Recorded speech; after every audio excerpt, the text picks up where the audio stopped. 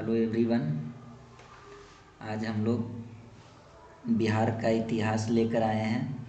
इसमें जो है आप लोग को इम्तियाज़ अहमद का जो बुक है बिहार एक परिचय, उसके बाद उसमें जो है इम्पॉर्टेंट क्वेश्चन जो है आपका बीपीएससी के लिए, उसको हम लोग देखेंगे। तो इसमें सबसे पहला जो चैप्टर है वो है इतिहास के स्रोत। तो आइए एक एक करके जो है इसका ऑब्जेक्टिव क्वेश्चन हम लोग देखते हैं। तो इसमें सबसे पहला क्वेश्चन है राजनीतिक रत्नाकर पुस्तक के लेखक हैं। तो राजनीतिक रत्नाकर पुस्तक के लेखक हैं चंदेश्वर। ये जो हैं आपके मिथिला के मंत्री थे। चंदेश्वर जो हुए वो मिथिला राज्य के मंत्री थे। दूसरा क्वेश्चन है कौटिल्य की पुस्तक अर्थशास्त्र किस विषय पर आधारित है। तो ये जो है आपका आधारित है शासन काल के सिद्धांत और अभ्यास पर। कौटिल्य जिनका नाम चाणक्य भी है, तो उन्होंने पुस्तक लिखा था अर्थशास्त्र, और ये जो है आधारित था शासन काल के सिद्धांत और अभ्यास पे। तीसरा क्वेश्चन है उदयवंत प्रकाश के लेखक हैं। तो इसके लेखक हैं मौलवी कवि। उदयवंत प्रकाश के लेखक यानी उदयवंत प्रकाश जो है पुस्तक है, और इस पुस्तक के लेखक हैं मौलवी कवि। चौथा क्वेश्चन है मौर्यकालीन स्थापत्य कला के साक्ष्य प्राप्त हुए हैं। तो ये जो है आपका पाटलिपुत्र से भी प्राप्त हुआ है, बराबर से भी मौर्यकालीन स्थापत्य कला का जो है साक्ष्य प्राप्त हुआ है, और राजगीर से भी प्राप्त हुआ है। तो इसमें जो है आपका ऑप्शन सही है डी, यानी उपयुक्त सभी जगह से जो है मौर्यकालीन स्थापत्य कला के साक्ष्य प्राप्त हुए हैं। बिहार पर गढ़वालों के आधिपत्य का प्रमाण मिलता है, यानी गढ़वालों का आधिपत्य का प्रमाण जो है बिहार के कहाँ से मिलता है। तो ये मनेर के ताम्रपत्र से जो है इसका आधिपत्य का प्रमाण मिलता है। क्वेश्चन नंबर 6 है बिहार के किस तुर्क राजवंश के अभिलेख प्राप्त हुए हैं। तो बिहार के जो है तुगलक वंश का जो है वो आपका अभिलेख प्राप्त हुआ है। क्वेश्चन नंबर 7 बिहार के किस क्षेत्र के संबंध में बसाती नूल उन्स एक मूल्यवान स्रोत है। तो ये जो है आपका तिरहुत है। तिरहुत जो है बसाती नूल उन्स का एक मूल्यवान स्रोत है। बिहार आने वाले महत्वपूर्ण चीनी यात्री का नाम। तो यहाँ पर देखिए 3 जो ऑप्शन दिया गया है, फाइहान, युआंगचुआंग, इत्सिंग, ये तीनों जो हैं चीनी यात्री हैं, और ये तीनों चीनी यात्री जो है आपका बिहार आए थे।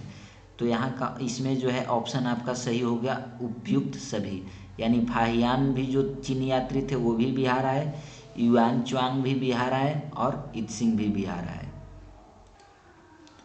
क्वेश्चन नंबर 10 है मुगल काल में बिहार आने वाला प्रथम विदेशी यात्री।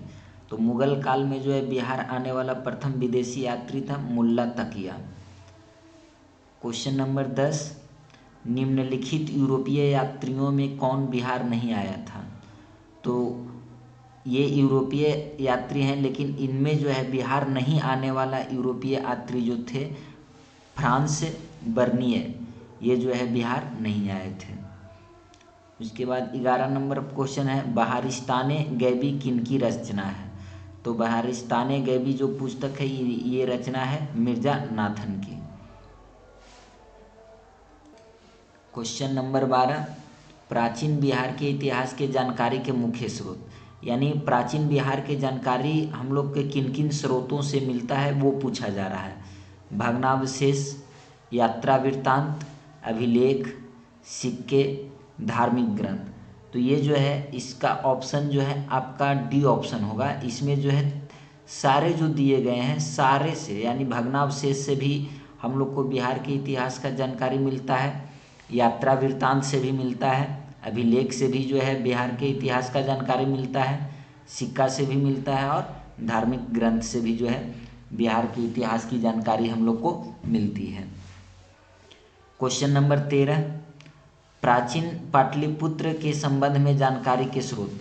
तो प्राचीन पाटलिपुत्र के संबंध में जो है हम लोग को जानकारी भग्नावशेष से भी मिलता है, यात्रा वृत्तांत से भी मिलता है और धार्मिक ग्रंथ से भी मिलता है। तो इसके लिए जो है तीनों ऑप्शन सही है, यानी आपका ऑप्शन नंबर हो जाएगा डी, उपयुक्त सभी, यानी तीनों ऑप्शन जो है आपका सही है।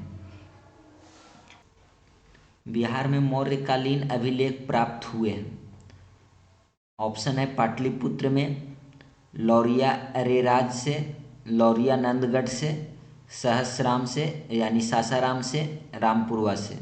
तो इसमें जो है पाटलिपुत्र को छोड़कर बाकी जो भी 4 ऑप्शन है वो आपका सही है, यानी बाकी 4 जगह से जो है आपका ये अब मौर्यकालीन अभिलेख प्राप्त हुआ है। लौरिया अरेराज से भी प्राप्त हुआ है, लौरिया नंदगढ़ से भी प्राप्त हुआ है, सहसराम यानी सासाराम से और रामपुरवा, ये चारों जगह से जो है आपका मौर्यकालीन अभिलेख प्राप्त हुआ है।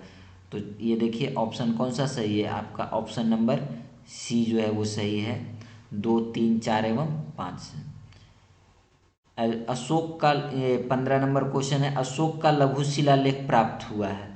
तो अशोक का जो है लघु शिलालेख 7 है टोटल, जिसमें आपका बिहार से एक प्राप्त हुआ और वो बिहार का जो है सहसराम से जो है ये लघु शिलालेख प्राप्त हुआ, जिसको हम लोग सासाराम भी कहते हैं। बिहार से प्राप्त मौर्यकालीन अभिलेखों की भाषा है। तो बिहार से जो मौर्यकालीन अभिलेख प्राप्त हुए वो जो है आपका प्राकृत भाषा में लिखा हुआ है। तो इसका ऑप्शन नंबर बी जो है वो सही है। बिहार से प्राप्त मौर्यकालीन अभिलेखों की लिपि है।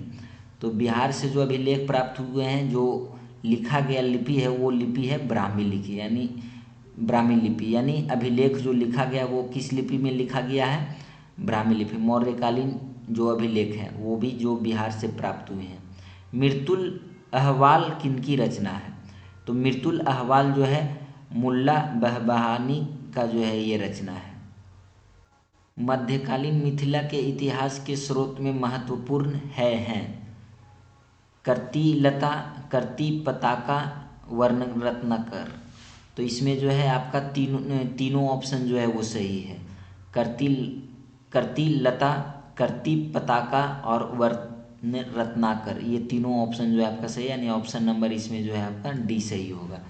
बिहार से में धातु प्रशस्तर युगीन अवशेष मिले हैं।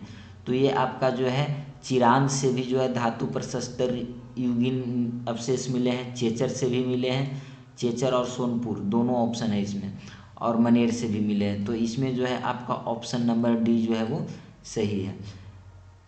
21 नंबर क्वेश्चन है, बिहार के गया जिले के अपसड से प्राप्त अभिलेख में किस राजवंश के बारे में जानकारी मिलती है। तो ये जो है आपका ऑप्शन नंबर ये सही है,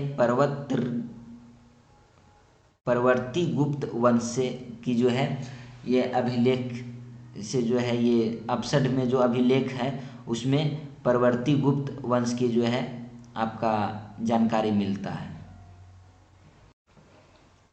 बिहार प्रांत के आरा से प्राप्त देवबर्मक का लेख तथा शाहपुर, पटना एवं मंदार, बांका से प्राप्त लेखों में जानकारी मिलती है। यानी ये पूछ रहा है कि आरा से जो है देवबर्मक का लेख तथा शाहपुर एवं मंदार, बांका से जो अभिलेख प्राप्त हुआ है उसमें किनके बारे में जो है वो आप जानकारी मिलती है। तो इसमें जो है परवर्ती गुप्त वंश के बारे में जानकारी मिलती है। और परवर्ती गुप्त वंश में जो है कौन कौन से गुप्त शासक के बारे में जानकारी मिलती है, तो ये देवगुप्त, विष्णुगुप्त और जीवित गुप्त द्वितीय के बारे में जो है जो शासक हुए उनके बारे में जानकारी मिलती है। पाल शासकों के बारे में जानकारी मिलती है। तो पाल शासक के बारे में कौन कौन अभिलेख से जो है जानकारी मिलती है, तो पहला ऑप्शन दे रहा है देवपाल के मुंगेर अभिलेख से, नारायण पाल का भागलपुर ताम्रपत्राभिलेख से, महीपाल प्रथम के नालंदा एवं मुजफ्फरपुर अभिलेख से। तो इसमें जो है ये तीनों ऑप्शन आपका सही है, यानी आपका ऑप्शन सही हो जाएगा उपयुक्त सभी से। उपयुक्त तीनों से जो है पाल शासकों के बारे में जानकारी मिलती है। क्वेश्चन नंबर 24 है, बिहार के लिए सर्वाधिक प्राचीन साहित्यिक स्रोत है। तो बिहार के लिए जो सर्वाधिक प्राचीन साहित्यिक स्रोत है वो है अथर्ववेद। आपका ऑप्शन नंबर ये सही है। बिहार में स्थित महाजनपदों के बारे में जानकारी मिलती है। तो ये जो है अंगुत्तर निकाय से जो है बिहार के जो भी महाजनपद है उनके बारे में जानकारी मिलती है। नालंदा के सराय टीला में उत्खनन से प्राप्त हुआ है। तो नालंदा का सराय टीला जो जगह है वहाँ के उत्खनन से प्राप्त हुआ है पाल काल का बौद्ध विहार का। इसमें ऑप्शन नंबर आपका सी जो है वो सही है।